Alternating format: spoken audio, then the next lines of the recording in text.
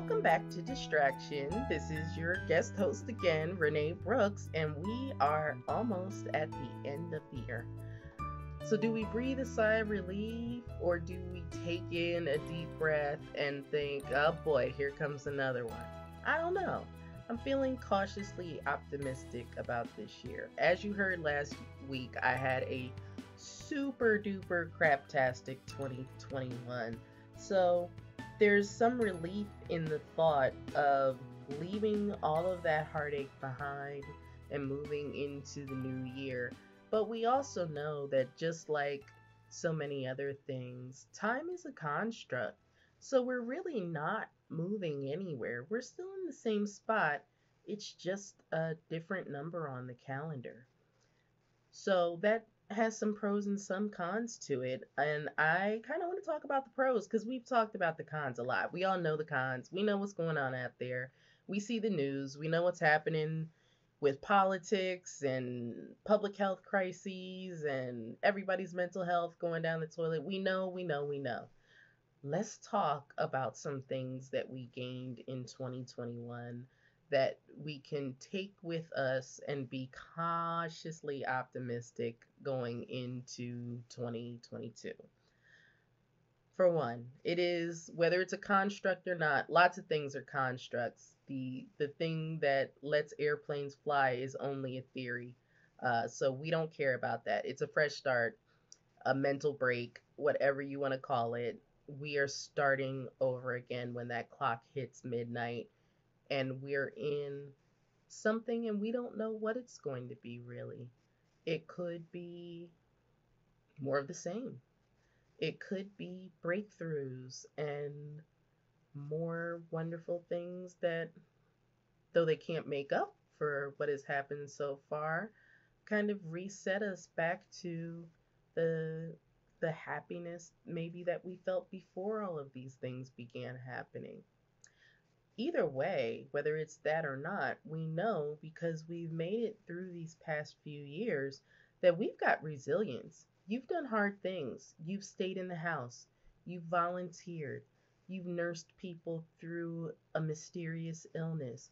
You've stood in lines to get vaccinated. You've tried to argue with many, many people on the internet about vaccinating or not vaccinating. You've watched lines get drawn in the sand even more deeply than they had already been drawn by the political divide around this illness while also trying to navigate the loneliness of being quarantined.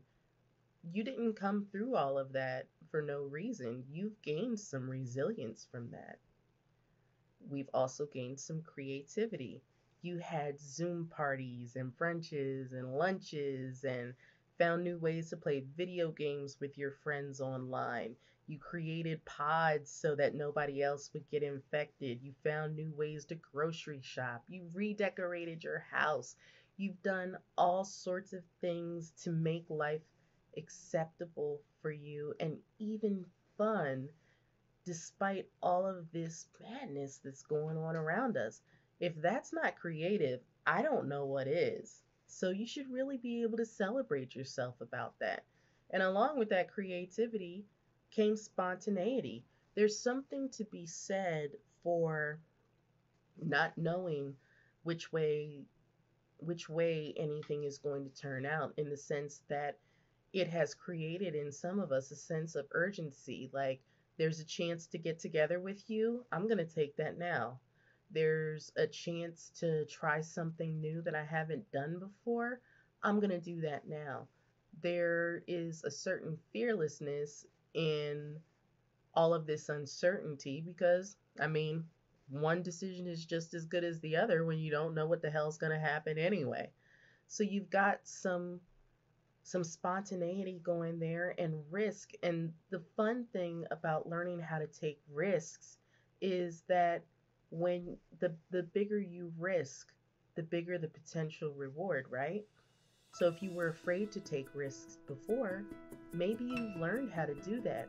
Or maybe you've learned to take bigger risks.